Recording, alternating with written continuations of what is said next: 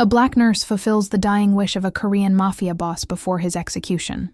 On November 17, 2017, during a rain-soaked night in Myeryong, a foreign nurse walked into a prison hospital expecting nothing more than another silent shift.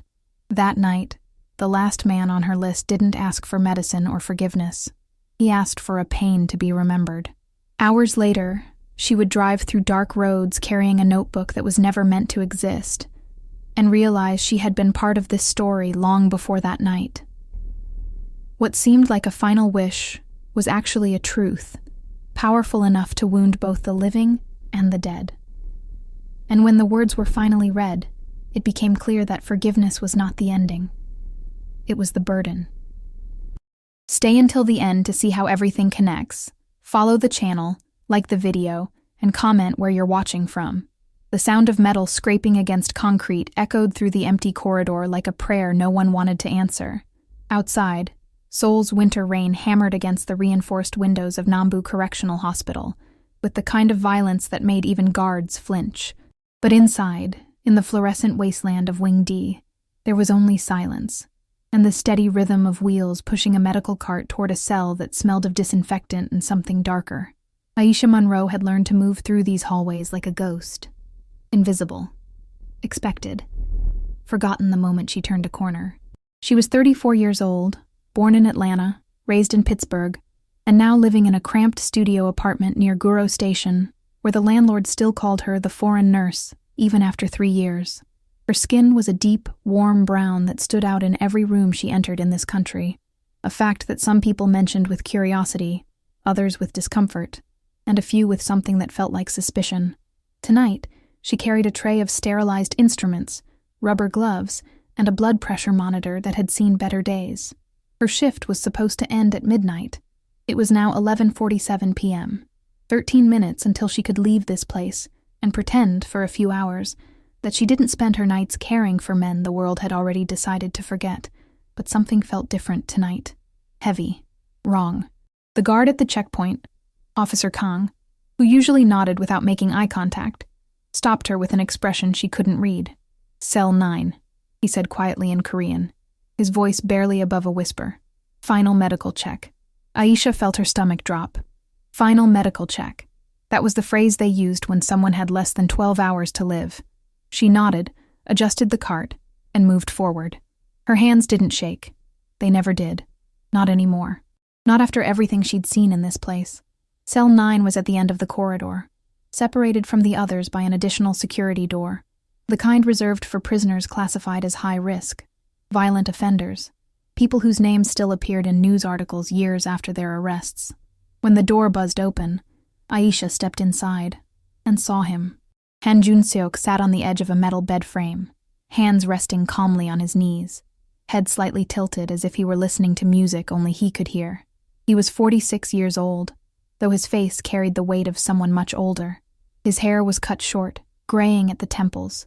There were scars on his knuckles, old ones, the kind that came from years of choices made with fists instead of words. He wasn't crying. He wasn't praying. He wasn't staring at the ceiling the way most condemned men did in their final hours. He was looking directly at her. "Good evening," he said in perfect, unaccented English. Aisha blinked. Most prisoners here spoke only Korean, or broken English at best, but his voice was calm, steady, almost warm, like a teacher greeting a student. "Good evening," she replied carefully, setting the cart beside the bed. "I'm here to perform your pre-execution medical evaluation. I'll need to check your vitals, examine your veins for the IV line, and ask you a few questions about your current physical condition." He nodded. "Of course." She began the routine mechanically. Blood pressure, slightly elevated, but normal given the circumstances. Pulse, steady, breathing, controlled. His body showed no signs of panic, no trembling, no cold sweat. As she wrapped the pressure cuff around his arm, he spoke again. "You're from America." It wasn't a question. "Yes," Aisha said, not looking up. "Atlanta?" Her hand froze for just a fraction of a second. "How did you—" "Your accent," he said simply. "I lived in the States for 2 years. I can tell the difference between Southern and Northern voices." She resumed the exam, uncomfortable now. Prisoners didn't usually make small talk during final checks, Most were too terrified, or too angry, or too broken. "Why nursing?" he asked. Aisha frowned. "Excuse me? Why did you become a nurse?" His eyes were dark, unreadable, but not unkind. "Especially here, in a country where people will always see you as different. In a prison where you take care of people who've done terrible things." She should have deflected, should have stayed professional, but something in his tone, something genuine, made her pause. "Because people deserve care," she said quietly, "even when they've made mistakes." He smiled, but it was a sad, distant smile. "Mistakes," he repeated. "That's a generous word." Aisha finished the exam and began filling out the paperwork. Protocol required her to ask if he had any final requests regarding medical accommodations, pain management, sedatives. Most prisoners asked for something, anything, to dull the fear. "Do you have any medical concerns before tomorrow morning?" she asked, her voice flat, clinical. "No." "Would you like a mild sedative to help you sleep tonight?" "No." "Any pain or discomfort I should document?" "No." She closed the folder, ready to leave, ready to forget this conversation the way she forgot all the others. But then he spoke again, and everything changed. "Can I ask you something, Nurse Monroe?" She stiffened. He knew her name. Of course he did. It was on her badge. But the way he said it felt personal, intimate. "What?" she asked, against her better judgment. He leaned forward slightly, his eyes locking onto hers, with an intensity that made the room feel smaller. "Do you believe people can change?" he asked. "Really change? Not just say the right words or pretend to feel sorry, but actually become someone different?" Aisha's throat tightened. It was a question she'd asked herself 1,000 times. A question that had haunted her since the night she left Pittsburgh, since the night she decided that running away to another country might somehow make her forget the person she used to be.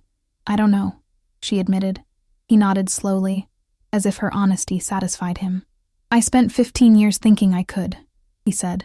"I wrote letters, I prayed, I tried to understand what I'd done. And you know what I realized?"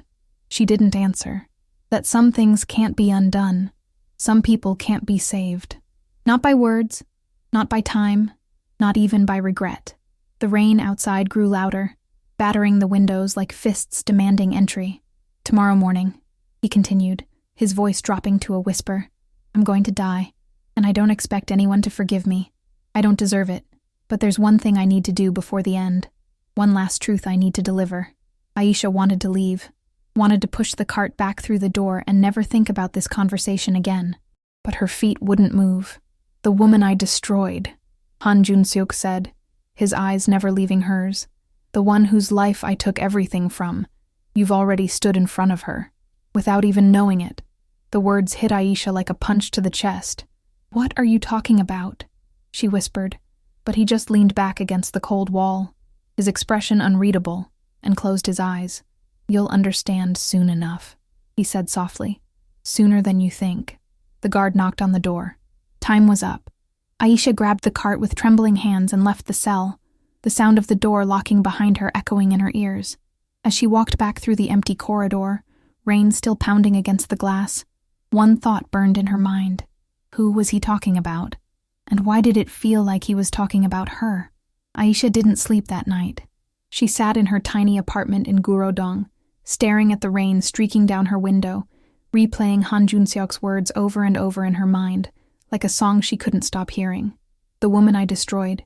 You've already stood in front of her, without even knowing it." It made no sense. She'd only been in South Korea for 3 years. Before that, she'd spent her entire life in the United States, moving from Atlanta to Pittsburgh for nursing school, then working in a county hospital where the hours were brutal and the pay barely covered rent. She'd come to Seoul on a work visa program, desperate for a fresh start, desperate to leave behind memories that still woke her up at 3 a.m. with her heart racing and her hands shaking. She had no connection to Han Jun-seok, no connection to whatever crime had landed him on death row, no connection to any woman he might have hurt. So why did his words feel like a key turning in a lock she didn't know existed? At 6:15 a.m., her phone buzzed. A message from the hospital supervisor. "Report to Wing D immediately. Urgent."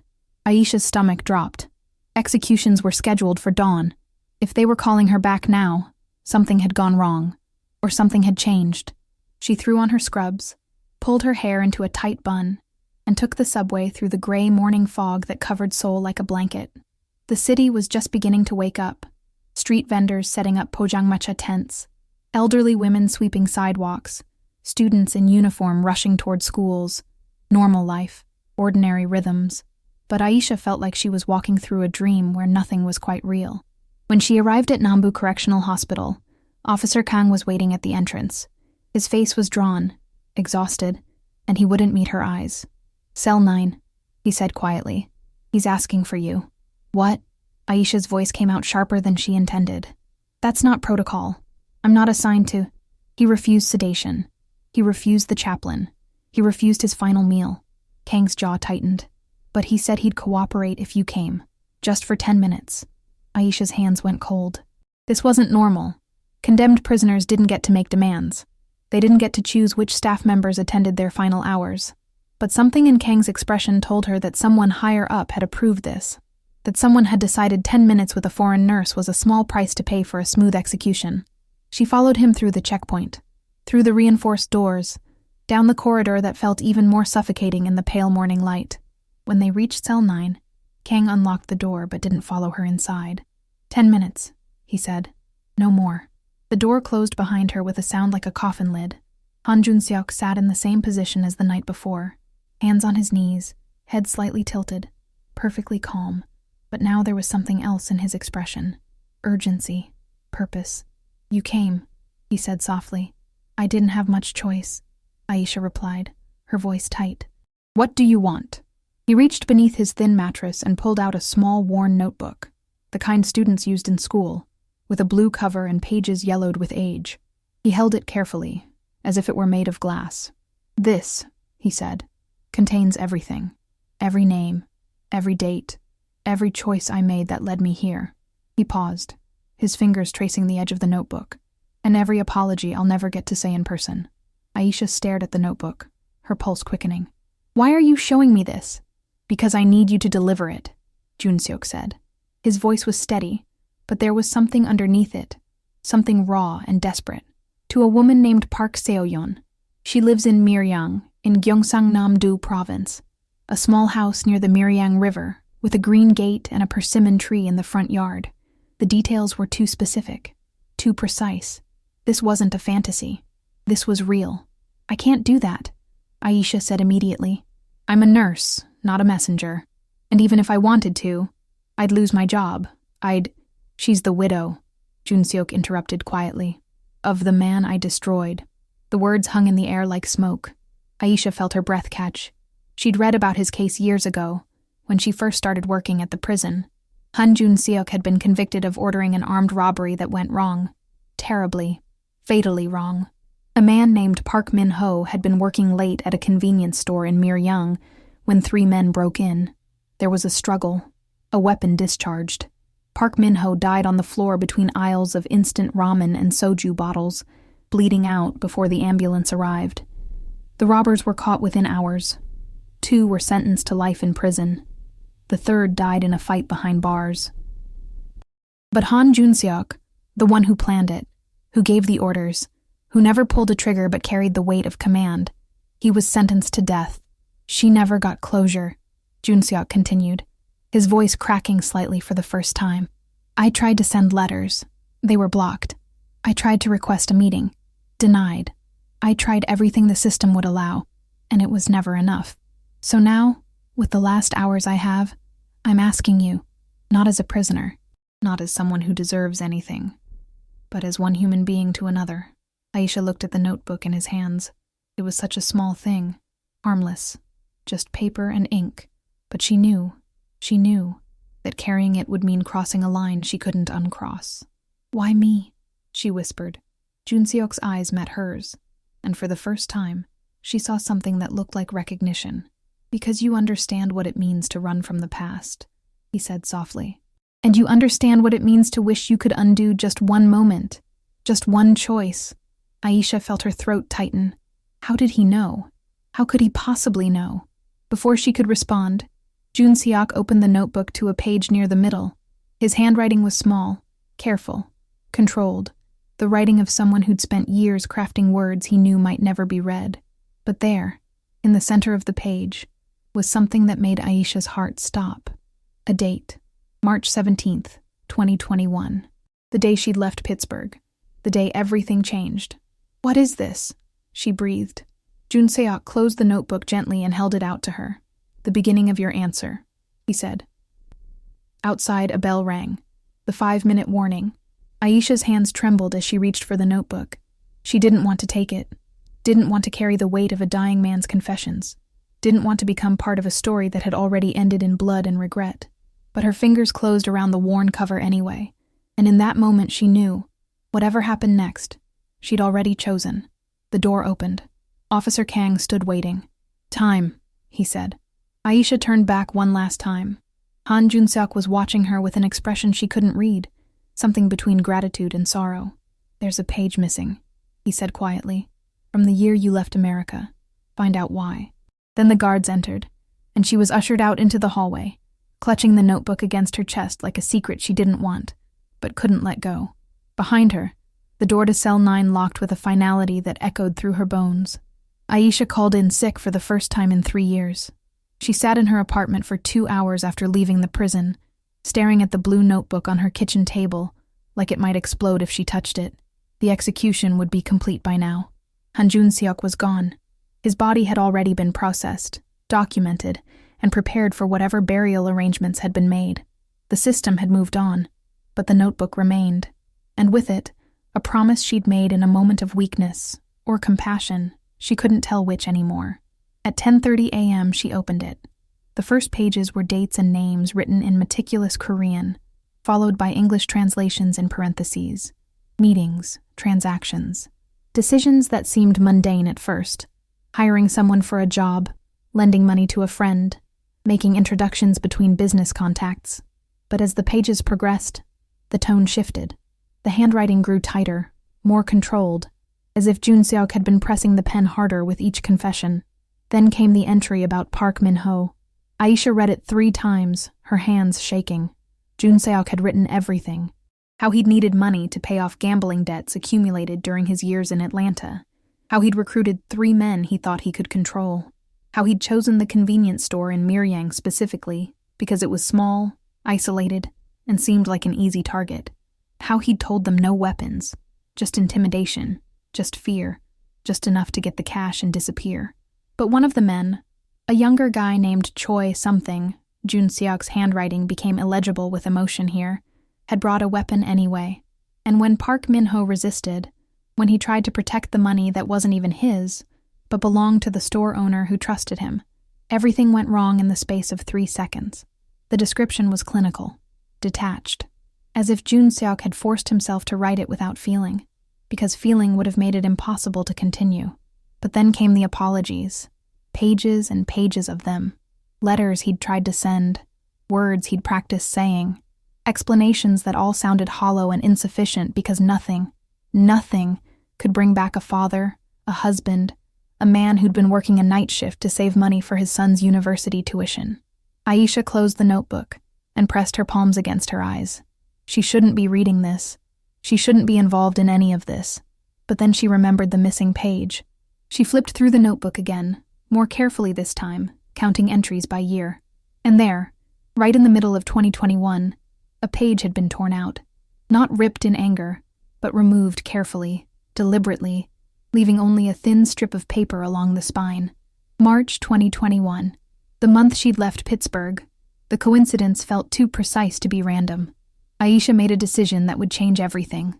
She grabbed her phone, searched for bus schedules to Miryang, and found one departing Seoul Express bus terminal at 2:15 p.m., 4 hours to Miryang. She could deliver the notebook, say what needed to be said, and be back in Seoul by midnight. Clean, simple, done. She packed light, a small backpack with water, snacks, a phone charger, and the notebook wrapped in a plastic bag to protect it from rain. She changed out of her scrubs into civilian clothes, dark jeans, a plain black sweater, a jacket that helped her blend into crowds. Invisible again. The subway ride to the bus terminal felt surreal. She sat among students and office workers and elderly people carrying shopping bags, all of them absorbed in their phones or conversations or private thoughts. Normal people living normal lives. none of them carrying the last words of a man who died at dawn. At the terminal, she bought her ticket with cash. No record. No trail. Part of her already understood that what she was doing existed in a gray space between compassion and complicity, and she didn't want anyone asking questions later. The bus pulled out of Seoul at exactly 2:15 p.m., merging into highway traffic that stretched south toward Busan. Aisha sat in a window seat near the back, the notebook hidden in her backpack, and watched the city give way to industrial zones, then to stretches of farmland still brown from winter. She opened the notebook again, this time reading more carefully, and that's when she found it. Tucked between 2 pages near the back, a small object wrapped in tissue paper. Her fingers trembled as she unwrapped it. A necklace. Simple. Delicate. A silver chain with a small pendant in the shape of a crane. The Korean symbol for peace, longevity, and hope. The kind of jewelry someone might give to a daughter or a young woman just starting her life. Aisha had seen this necklace before. Not in person, not physically, but in a photograph. A photograph she'd helped translate documents for, back when she'd volunteered at a legal aid clinic in Pittsburgh during her last year of nursing school. She'd worked there twice a week, helping immigrant families navigate the American legal system, translating medical records and court documents from Korean to English. There had been a case, a family trying to get information about a relative who'd been a victim of something overseas. She remembered the photograph they'd shown her. A man in his 40s, smiling, standing in front of a convenience store, and around his neck, his wife had drawn a circle in red pen, pointing to a necklace he'd been wearing. The same necklace. The same crane pendant. Aisha's breath caught in her throat. She remembered the wife's face now. Park Seo-yeon, though she hadn't known the name at the time.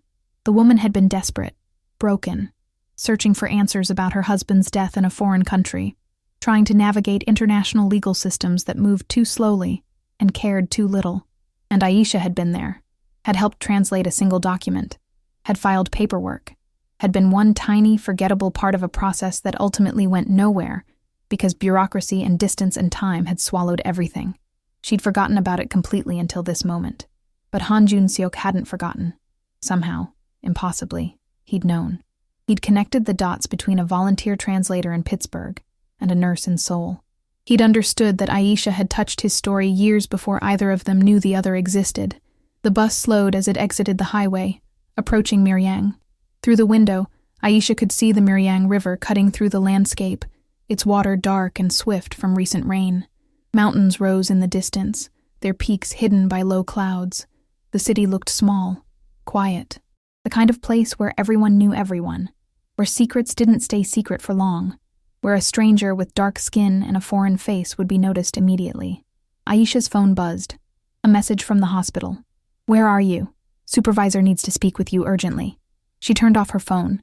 The bus pulled into Miryang Intercity Bus Terminal at 6:47 p.m.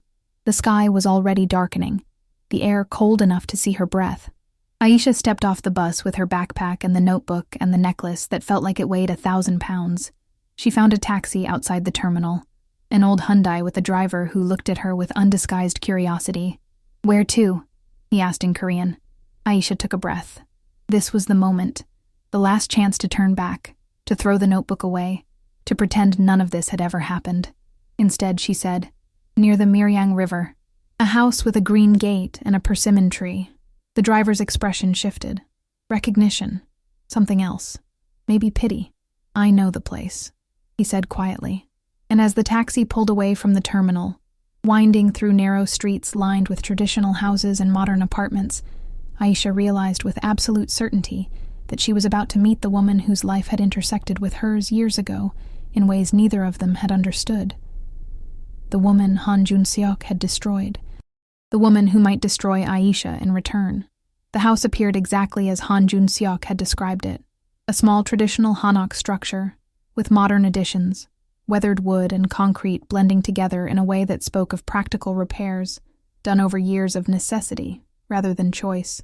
The green gate hung slightly crooked on its hinges, paint peeling in long strips that revealed rust underneath. And there, in the small front yard barely visible in the dimming twilight, stood a persimmon tree, bare now in winter, its dark branches reaching toward the sky like fingers grasping for something forever out of reach. Aisha paid the taxi driver, who accepted the money without a word, but whose eyes lingered on her face for a moment too long. She knew that look. It said, "I'll remember you. Everyone in this neighborhood will know about the foreign woman who came here by tomorrow morning." The taxi disappeared around the corner, leaving her alone on the quiet street. A few houses down, an elderly man was closing his shop, a small rice cake store with a flickering neon sign. He glanced at Aisha, then quickly looked away.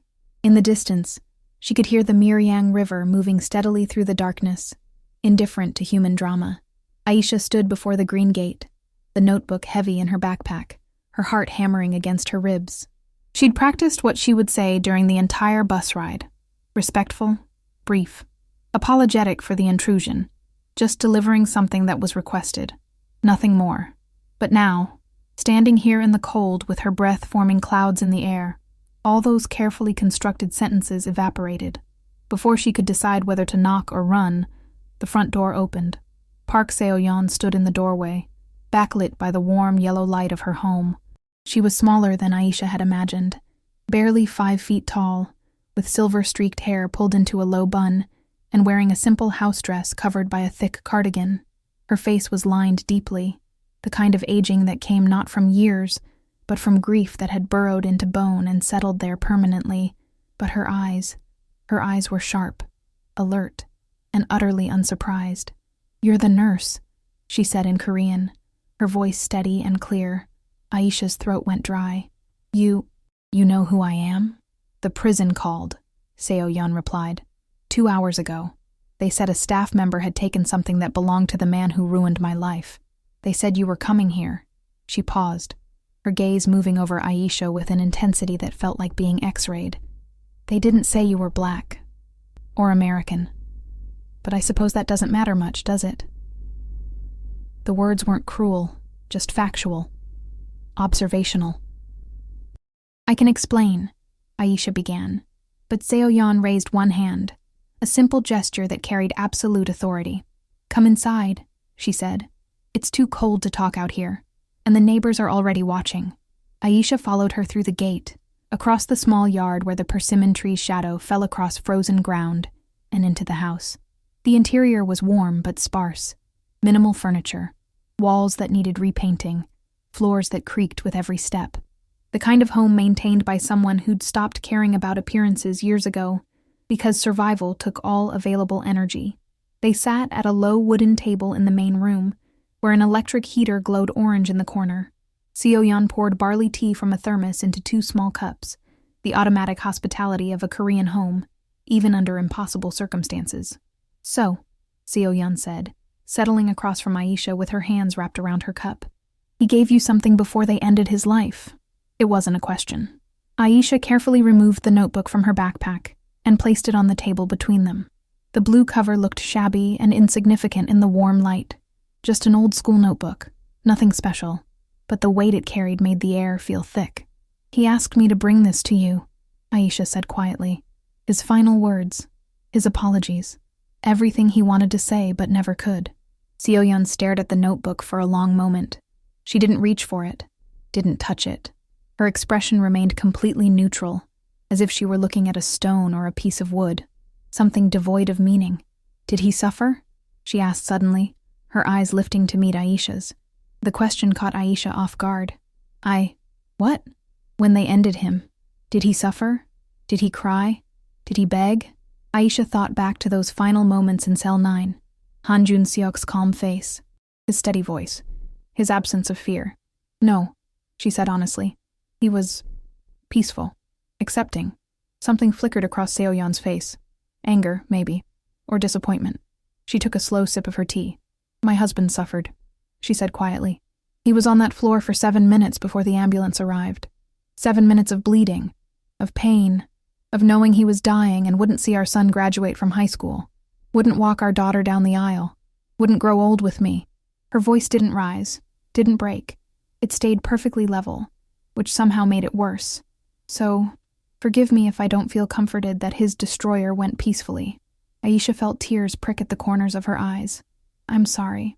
I'm so sorry. I shouldn't have come. This was a mistake." "Yes," Seo-yeon agreed. "It was." But she didn't tell Aisha to leave. Instead, she finally reached for the notebook. her fingers trembling slightly as they touched the cover. "But you're here now. And he's dead now. So we might as well finish what he started." She opened the notebook to the first page and began to read. Aisha sat in silence, watching emotions play across the older woman's face like weather patterns. Anger, pain, disgust, sorrow, all of it contained beneath a surface that refused to crack. Minutes passed. Then an hour. Seo-yeon read methodically, turning pages with mechanical precision. Occasionally she would pause, close her eyes, take a breath, then continue. The electric heater hummed. Outside, dogs barked in the distance. Normal sounds in an abnormal situation. Finally, near the back of the notebook, Seo-yeon stopped. Her finger traced something on the page, the space where the missing page should have been. "There's something torn out," she said. "I know," Aisha replied. "From March 2021. He said I should find out why." Seo-yeon looked up sharply. "March 2021. That was when I tried to reach him through an American legal aid organization. When I was trying to get information about the case because the Korean authorities were moving so slowly." Her eyes narrowed. "You were involved in that, weren't you?" Aisha's stomach dropped. "I was just a volunteer translator. You processed my paperwork." Seo-yeon's voice was flat, but there was something underneath it now. Something dangerous. "You were the one who filed my request for victim impact statements to be sent to the prison. The request that was denied 3 weeks later because of some bureaucratic error." "I didn't know," Aisha whispered. "I swear, I had no idea. I translated dozens of documents that year. I never followed up on individual cases. I was just trying to help." "Trying to help," Seo-yeon repeated slowly. She set the notebook down and looked at Aisha with an expression that was neither angry nor forgiving, just infinitely tired. "Do you know what happened because that request was denied? Because I couldn't submit my statement?" Aisha shook her head, her throat too tight to speak. "Nothing," Seo-yeon said. "Absolutely nothing. The case proceeded. He was convicted. He was sentenced. And I never got to tell him, to his face, in my own words, what he took from me. I never got that closure, that one small piece of justice. The silence that followed felt like a living thing. Then Seo-yeon did something Aisha didn't expect. She laughed. It was a quiet, bitter sound. Not quite humor, not quite pain, but something that existed in the terrible space between them. "So you're here now," Seo-yeon said, carrying his apologies, after preventing me from giving him my truth. The irony is almost beautiful. Aisha felt like she was drowning. "I didn't mean to." "No one ever means to," Seo-yeon interrupted gently. She stood up, walked to a small cabinet, and pulled out an envelope, old, worn, addressed in her own handwriting. "This is what I tried to send him. My victim statement. The words I needed him to hear." She placed the envelope on top of the notebook. "Now he's dead, and these words mean nothing. But you..." She looked at Aisha with an expression that was almost kind. "You're still alive, still able to carry weight, still able to understand." Aisha's hand shook as she reached for her tea, needing something to hold on to. "What do you want me to do?" she whispered. Seo-yeon sat back down, her eyes never leaving Aisha's face. "Read it," she said simply.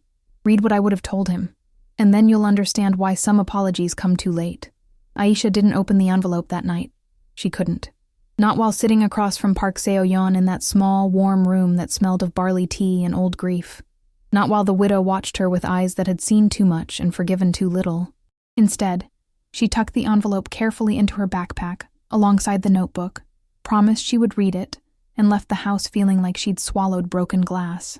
The taxi ride back to the bus terminal was silent, except for the driver's radio playing old trot songs, melancholy ballads about lost love and regret that felt uncomfortably appropriate. Aisha caught the last bus back to Seoul at 9:40 p.m. and spent the entire 4-hour journey staring out the window at darkness broken only by the occasional lights of rest stops in small towns. She didn't get home until 2:30 a.m., didn't sleep until 4 a.m., and when she finally did, she dreamed of corridors and locked doors and voices asking questions she couldn't answer. Her phone woke her at 7:15 a.m., 11 missed calls from the hospital, 3 from her supervisor, and 1 text message that made her blood run cold. Unauthorized absence. Patient confidentiality breach suspected. Report immediately or face termination. Aisha sat up in bed, her heart pounding. Someone had talked. Maybe Officer Kang. Maybe one of the administrative staff who'd seen her leaving with something hidden in her bag.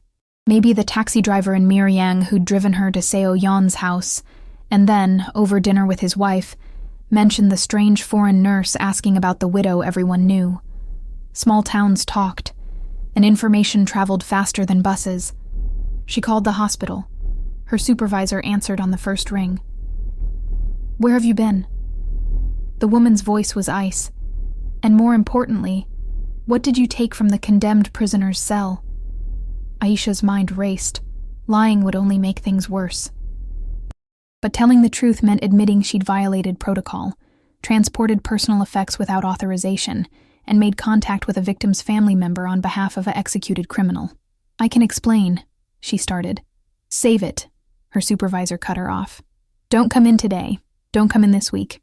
We're launching an internal investigation. You'll be contacted by our legal department." The line went dead. Aisha sat in her apartment, still in the clothes she'd worn yesterday, and felt her carefully constructed life in Korea begin to collapse. 3 years of work. 3 years of building credibility, learning the language, earning respect despite being an outsider. 3 years of trying to become someone better than the person she'd been in Pittsburgh. All of it unraveling because she'd made one compassionate choice, or one stupid choice. She couldn't tell which anymore. At 10 a.m., she finally opened Park Seo-yeon's envelope. Inside were 3 handwritten pages in Korean, the script elegant and controlled, despite the obvious emotion behind each character. Aisha's Korean reading skills were functional, but not fluent, so she used her phone to photograph each page and run them through a translation app, knowing the results would be imperfect, but good enough to understand. The letter began formally, following traditional Korean victim impact statement structure. "To the man who ordered the destruction of my family, I write this not seeking your suffering, but requiring your understanding." Then it shifted into something rawer, more personal.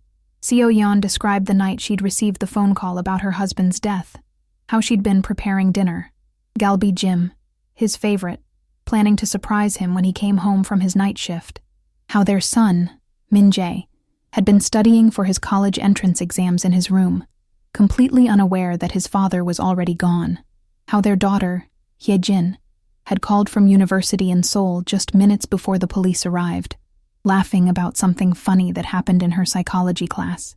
She described the funeral, the shame of it, how some people in Miryang whispered that her husband must have done something to provoke the attack, how others avoided her family entirely, as if tragedy were contagious, how Min-jae stopped eating, stopped studying, stopped talking for 3 months, how Hye-jin withdrew from university and came home, unable to focus, unable to exist in a world where random violence could erase a good man in seconds. She described the financial collapse. Her husband's salary had been their primary income. The store owner, terrified of lawsuits and bad publicity, paid for the funeral but offered nothing more. The government victim compensation came too slowly, too little. She'd sold her wedding jewelry, her mother's handbag, everything of value just to keep the house and feed her children. But then, near the end of the second page, the letter took a turn that made Aisha's hands start shaking. "What you don't know," Seo-yeon had written, "is that my husband recognized one of the men who attacked him, a young man from our neighborhood named Choi Dong-hyun. My husband had helped him once, years before, when the boy was struggling with debt, had given him money, no strings attached, just kindness. And that same boy walked into the store that night with a weapon and fear in his eyes. My husband's last words, according to the police report, were, 'Dong-hyuna, what are you doing?' Not anger, not accusation, just confusion, just the bewilderment of a good man unable to comprehend betrayal." Aisha felt tears streaming down her face as she read the translation on her phone screen. The letter continued, "Choi Dong-hyun died in prison before I could ask him why, before I could understand how someone my husband helped could destroy him. And you, the one who gave the orders, who set everything in motion, you lived, you breathed, you ate, you slept, while my husband became bones in the ground and my family became ghosts of who we were." The final paragraph was the most devastating. "So when I tried to send this statement to you through official channels, when I tried to make you understand the magnitude of what you'd done, and when that request was denied because of paperwork errors and bureaucratic failures, I realized something. The system doesn't care about victims. It cares about processing cases, moving files, checking boxes. My pain was just another form to be filed or rejected. And you were just another number awaiting execution. Neither of us were human in the eyes of justice. We were just inconvenient complications. Aisha set her phone down, her vision blurred with tears. She understood now what Seo-yeon had meant.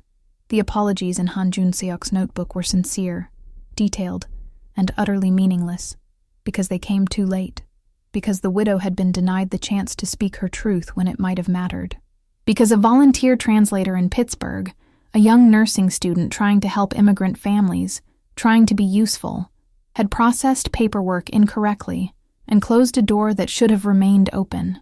She'd been part of that system, that machine that treated people like files, and now she was paying the price. A knock on her apartment door made her jump. She wiped her face, checked the peephole, and saw two people she didn't recognize, a man and woman in business suits, holding official-looking folders. "Ms. Monroe?" the woman called in English. "We're from the hospital's legal affairs office. We need to speak with you about protocol violations and potential criminal charges regarding theft of institutional property." Aisha's apartment suddenly felt very small, very foreign, very far from home. She looked back at her kitchen table where the notebook and the letter lay side by side, two testimonies of pain that had somehow found their way to her, an outsider who'd never asked to be part of this story. But she was part of it now, undeniably, irreversibly. She took a deep breath and opened the door. The legal representatives didn't arrest Aisha. They didn't threaten her with police. They did something worse. They gave her a choice. Resign voluntarily and sign a non-disclosure agreement, or face formal charges for unauthorized removal of institutional property, violation of patient confidentiality protocols, and conduct unbecoming of medical staff. The woman in the business suit laid out the terms with clinical precision, while her male colleague took notes on a tablet, his face expressionless. "You have 48 hours to decide," the woman said, handing Aisha a folder containing documents she'd need to sign if she chose resignation. "We understand you meant well, that you were manipulated by a dying criminal, but intentions don't override regulations. You understand this, yes?" Aisha nodded numbly, unable to form words. They left as efficiently as they'd arrived, leaving her standing in her doorway holding papers that would erase 3 years of her life with a single signature.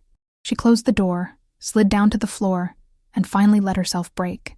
The sobs came from somewhere deep and primal, not just grief for her job, but for everything, for the choices she'd made that led her here, for the woman in Pittsburgh she'd been trying to outrun, for Park Min-ho bleeding out on a convenience store floor, for Park Seo-yeon's rage that had nowhere left to go, for Han Jun-seok's apologies that arrived too late to matter, for the terrible truth that sometimes trying to help only makes things worse. Her phone buzzed, a text from an unknown number. "This is Park Seo-yeon. Come back to Miryang. There's something in the notebook you need to see. Something I didn't tell you." Aisha stared at the message for a long moment. Every rational part of her brain screamed to ignore it. She was already in enough trouble. Going back would be insane, but she'd already crossed so many lines that one more hardly seemed to matter. She caught the 3:00 p.m. bus to Miryang. This time, the journey felt different. The landscape passing outside the window looked harsher somehow. The winter fields more barren, the sky more gray, the mountains more indifferent. Aisha kept the notebook and Seo-yeon's letter in her lap the entire trip, occasionally opening pages and rereading passages she'd already memorized. She arrived in Miryang just after 7 p.m., as the city's streetlights were flickering on against the early darkness.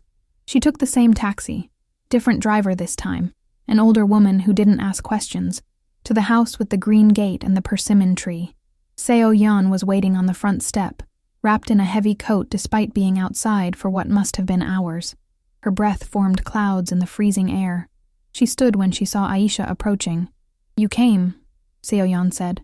Not a question, a statement of fact, as if she'd known Aisha would have no choice. "What did you need to show me?" Aisha asked, too exhausted for pleasantries. Seo-yeon turned and walked inside without answering. Aisha followed her through the house, past the table where they'd sat the previous night, down a short hallway, and into a small room that appeared to be an office or study. Papers were spread across a desk, legal documents, photographs, newspaper clippings yellowed with age. In the center of the desk lay Han Jun-seok's notebook, open to a page near the back. the page about the actual night of the robbery. "Read this section again," Seo-yeon said, pointing to a specific paragraph. "Read it carefully." Aisha leaned over the desk, her eyes scanning the Korean text. Her reading skills made it slow going, but she understood the key details. Han Jun-seok describing how he'd planned everything, how he'd given explicit instructions for no violence, how he'd specifically told his crew that the job was about money, not harm. "I've read this," Aisha said. "He admits he organized it. He takes responsibility." "Look at the name," Seo-yeon interrupted quietly. "The third man on the crew, the one who brought the weapon." Aisha looked closer. The handwriting was slightly different here, as if Jun-seok had hesitated before writing. "Choi Dong-hyun carried a weapon despite my orders. I learned this only after, when police reports revealed what happened in those final minutes." "Choi Dong-hyun," Aisha repeated slowly, remembering the name from Seo-yeon's letter. "The young man your husband had helped." "Yes," Seo-yeon said. She moved to the desk and picked up a police report from the pile of documents. "But here's what Han Jun-seok's notebook doesn't say, what he probably never knew until he was already in prison awaiting trial." She placed the report in front of Aisha. It was in Korean, dense with legal terminology, but Seo-yeon translated the key section. Witness testimony indicates that the fatal discharge occurred during a struggle between the victim and Choi Dong-hyun. Security camera footage, though poor quality, shows the victim attempting to disarm Choi rather than comply with demands.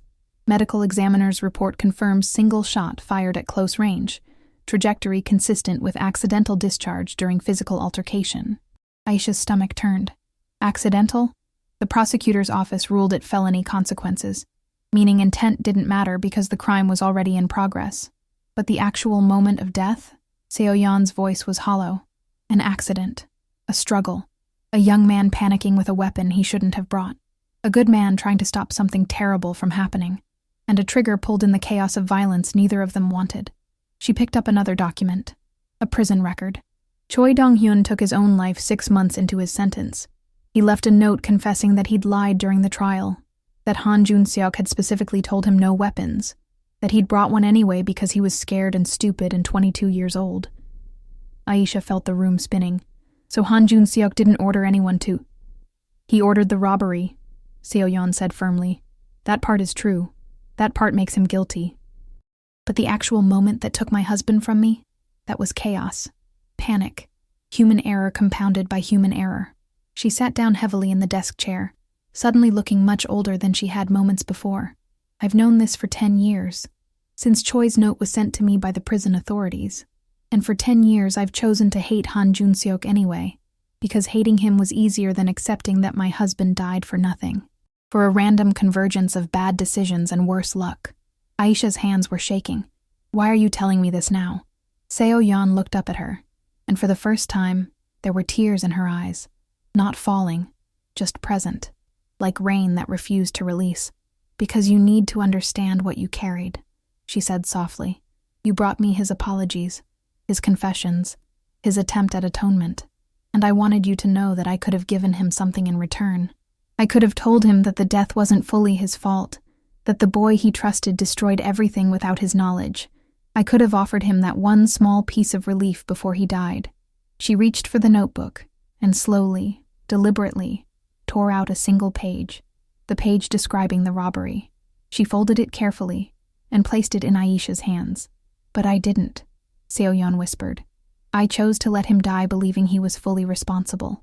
Because even if the truth was more complicated, even if the moment of death was an accident, he still set everything in motion. He still chose crime. He still destroyed my family. And I decided that living with complete guilt was the only real punishment left." Aisha stared at the folded page in her hands, feeling its terrible weight. This was the revelation Han Jun-seok had wanted her to find. Not that he was innocent. He wasn't. But that the widow knew more than she'd ever let on. That she'd chosen revenge over truth. "What do you want me to do with this?" Aisha asked, her voice barely a whisper. Seo-yeon stood up and walked to the window, looking out at the persimmon tree silhouetted against the night sky. "Nothing," she said. "He's dead. The truth doesn't matter anymore. But you're alive. And you need to carry this knowledge. You need to understand that sometimes the most human thing we can do is choose not to forgive, not to offer comfort. not to ease someone's suffering even when we have the power to do so. She turned back to Aisha, her face unreadable in the dim light. You thought you were delivering mercy, Seoyeon said. But mercy isn't always the right choice. Sometimes the most honest thing we can offer is the truth, even when the truth brings no peace. Aisha left Miryang at dawn, taking the first bus back to Seoul while the city still slept. The folded page from Han Jun-seok's notebook was in her jacket pocket, pressed against her chest like a secret that burned. She'd barely slept at a small yogwon near the bus terminal, lying awake on a thin mattress while the truth Seoyeon had shared replayed endlessly in her mind. The widow had known, had always known, and had chosen silence. The bus was nearly empty, just Aisha, an elderly couple heading to a hospital in Daegu, and a young businessman asleep with his head against the window. As Seoul's skyline emerged through the morning haze, Aisha realized with sudden, terrible clarity what she had to do. She had to go back to the prison, had to tell someone, anyone, what she'd learned. Even if Han Jun-seok was already gone, even if the truth no longer mattered in any practical sense, keeping it hidden felt like betrayal. Not of him, not of Seoyeon, but of something larger. Something about honesty and completion, and the fundamental human need to be fully seen, even in death. She went directly from the bus terminal to Nambu Correctional Hospital, still wearing yesterday's clothes, her hair unwashed, her eyes red from lack of sleep and too many tears. The morning shift was just beginning, nurses arriving with coffee, guards exchanging tired pleasantries, the institutional machinery grinding back into motion. Officer Kang was at the checkpoint. When he saw her, his expression shifted from surprise to something that looked like pity. You shouldn't be here, he said quietly in Korean. I know, Aisha replied in English, then switched to her imperfect Korean. But I need to speak with someone. About Han Jun-seok. About what happened. Kang glanced around, checking if anyone was listening. The investigation is ongoing. You're not supposed to have contact with... He didn't know, Aisha interrupted, her voice urgent and raw. About what really happened that night. About the weapon. About the accident. He died, thinking he'd ordered something he hadn't. And the widow knew the truth but chose not to tell him. I have proof. She pulled the folded page from her pocket, but Kang didn't take it. Instead, he looked at her with an expression of profound sadness. Miss Monroe, he said slowly, even if that's true, what changes? He organized the robbery. That's still a capital offense. The man still died. The family still suffered. Does it matter if the final moment was different than he thought? Yes, Aisha said fiercely. It matters because people deserve to die knowing the truth about their own lives. Even terrible people. Especially terrible people. Kang was quiet for a long moment. Then he sighed deeply and gestured toward a small administrative office. Come with me, but I can't promise anyone will care. The office belonged to the prison's deputy warden, a stern woman in her 50s named Superintendent Yoon, who listened to Aisha's story with the kind of professional neutrality that came from years of hearing things that should matter, but ultimately didn't. Aisha laid out everything. The notebook, Seoyeon's letter, the police reports about Choi Dong-hyun's confession, the widow's admission that she'd withheld information deliberately. When Aisha finished, Superintendent Yoon leaned back in her chair and studied the documents spread across her desk. This is interesting, she said in carefully measured English, but also meaningless. Han Jun-seok was convicted based on evidence that remains valid. His sentence was carried out according to law. What you're describing doesn't exonerate him. It merely adds context. But he should have known, Aisha insisted. Before he died, he should have known the complete truth. Why? Yoon asked, not unkindly. So he could die feeling slightly less guilty? So he could have a few hours of relief before the end? Tell me, Miss Monroe, do you think that would have changed anything for the widow? For her children? For the man who bled out on that store floor? Aisha opened her mouth to respond, but found she had no answer. Yoon stood and walked to the window overlooking the prison yard. I've worked in corrections for 27 years, she said quietly. I've seen hundreds of people executed. Some guilty beyond question. Some whose guilt was complicated by circumstances like these. And I've learned something difficult. Closure is a myth we tell ourselves. The truth doesn't heal wounds. It just gives us different things to regret. She turned back to Aisha. You wanted to help a dying man. That impulse was human. But in doing so, you violated protocols, traumatized a victim's family by forcing unwanted contact, and cost yourself your career. Was any of that worth it for a man who cannot benefit from your sacrifice? The question hung in the air like smoke. I don't know, Aisha whispered. That, Yoon said, is the only honest answer. She gathered the documents and placed them in a folder. I'll add this information to Han Jun-seok's permanent file. It will be noted that there were complications in the original case that he may not have been aware of, but it won't change anything official. It can't. She handed back the folded page to Aisha. Keep this, or destroy it. Whatever helps you move forward. Aisha took the page with numb fingers. What happens to me now? You sign the resignation papers, Yoon said matter-of-factly. You leave quietly, and you find a way to live with what you've learned about trying to fix things that can't be fixed. Officer Kang escorted Aisha out through the same corridors she'd walked hundreds of times before. But now they felt different. Narrower, colder, more honest somehow. As they reached the final checkpoint, Kang stopped and looked at her with unexpected kindness.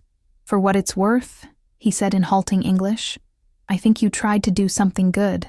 The world needs people who try, even when it doesn't work. Aisha nodded, not trusting herself to speak. She walked out of Nambu Correctional Hospital for the last time at 9:47 a.m. on a Wednesday morning in January. The sky was gray and heavy with the promise of snow that wouldn't fall. The streets were busy with people heading to work, living their ordinary lives, completely unaware that somewhere in this vast city, a woman was carrying the last words of a dead man and the calculated silence of his victim's widow. She went home, signed the resignation papers without reading them fully, and sent them back to the hospital's legal department via email. Then she sat in her apartment and stared at the folded page from the notebook, wondering what she was supposed to do with truth that served no purpose. Her phone buzzed. Another message from the unknown number. Seo Yun. My son called today. Min-jae. He's applying to nursing school. Says he wants to help people who are suffering. I told him about you, about what you tried to do. He said to tell you thank you, not for succeeding, but for caring when you didn't have to. Aisha read the message 3 times, tears streaming down her face. Then she carefully placed the folded page inside an empty journal, closed it, and put it on a shelf where she could see it but wouldn't have to touch it every day. Some truths, she was learning, were meant to be carried. Not shared, not resolved, just carried. Until the weight became bearable, or until it didn't. 6 months passed like water through fingers, present but impossible to hold. Aisha Monroe no longer lived in Seoul. She'd left the cramped studio apartment in Gurodong, left the subway routes she'd memorized, left the convenience store where the Ajuma had finally learned to smile at her after 2 years of polite distance. She'd taken what little money remained in her savings account and moved to Jeongup, a small city in North Jeolla province, where nobody knew her name or her story. She found work at a rural health clinic that served farming communities scattered across the countryside. The pay was half what she'd earned at the prison hospital. The hours were longer. The facilities were outdated, equipment that should have been replaced a decade ago, supplies that ran low every month, a single ambulance that broke down more often than it ran. But nobody asked about her past. Nobody cared that she'd been fired. Nobody looked at her with suspicion or pity, or that particular expression people wore when they knew you'd made a mistake that defined you. Here, she was just the foreign nurse who spoke decent Korean and didn't complain about house calls to farms 40 minutes away on roads that barely qualified as roads. It was April now.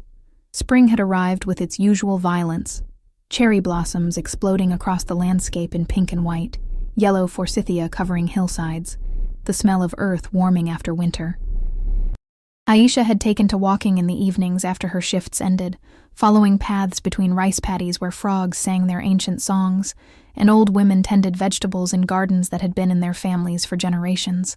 She thought about Han Jun-seok less often now, thought about Park Seo-yeon and the choice the widow had made, thought about the truth she'd carried from Miryang and back, a truth that had changed nothing and everything simultaneously.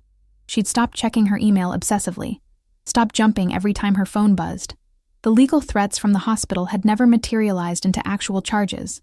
Apparently, someone higher up had decided that prosecuting a foreign nurse for compassion would generate worse publicity than quietly letting her disappear. So she'd disappeared. On a Tuesday in mid-April, Aisha was cleaning exam rooms after the clinic closed when the receptionist knocked on the door. "There's a letter for you," the young woman said, holding out an envelope. It came to the clinic, hand-delivered by someone who didn't leave a name. Aisha wiped her hands on a towel and took the envelope.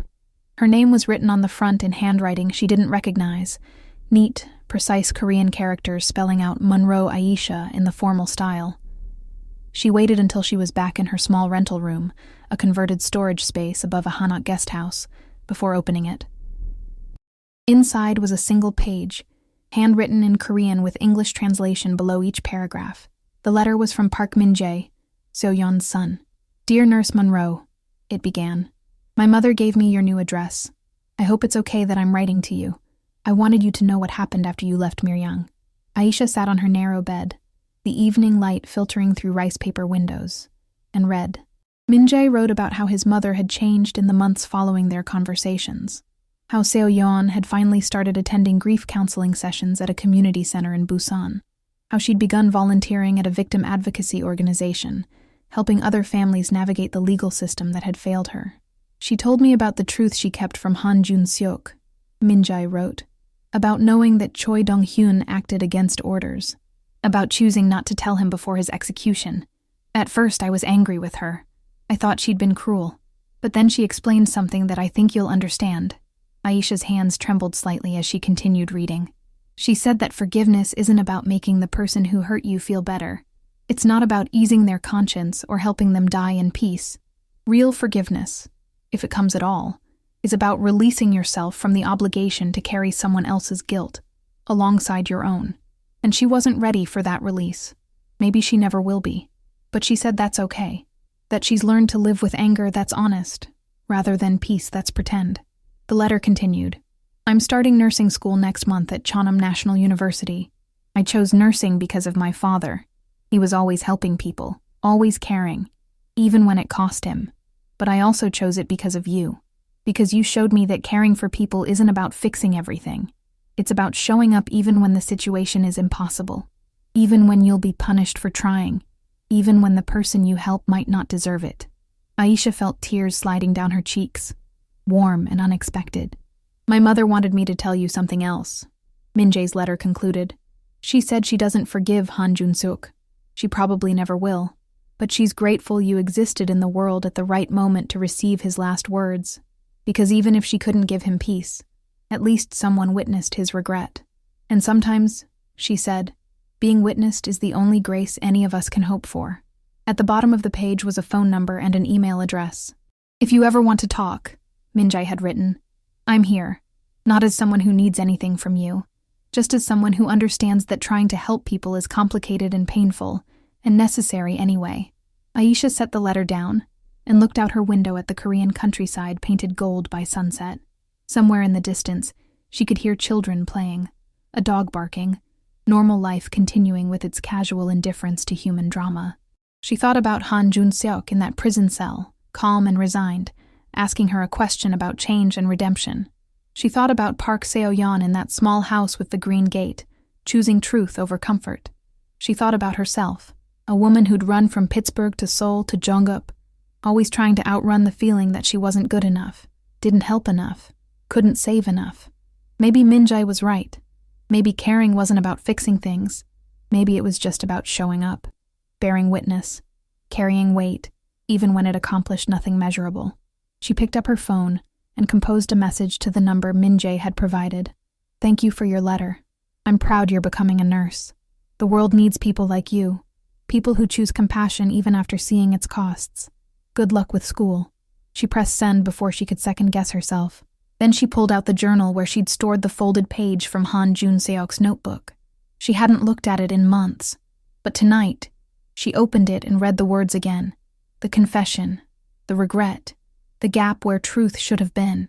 And for the first time since that night in Cell 9, she felt something shift inside her chest. Not peace, not resolution, but something quieter, something that felt like acceptance. She'd tried to deliver mercy and discovered that mercy was more complicated than she'd imagined. She'd tried to help and ended up carrying more pain than she'd relieved. She'd tried to do the right thing and learned that sometimes there is no right thing, only human things, messy and imperfect and inadequate. But she'd shown up. She'd cared. She'd tried. And maybe, just maybe, that was enough. Aisha closed the journal and placed it back on the shelf. Tomorrow she'd wake up early and take the bus to a farm where an elderly man needed his blood pressure checked and his medications refilled. She'd sit with him in his kitchen, drinking the instant coffee he'd offer, listening to stories about his grandson in Seoul.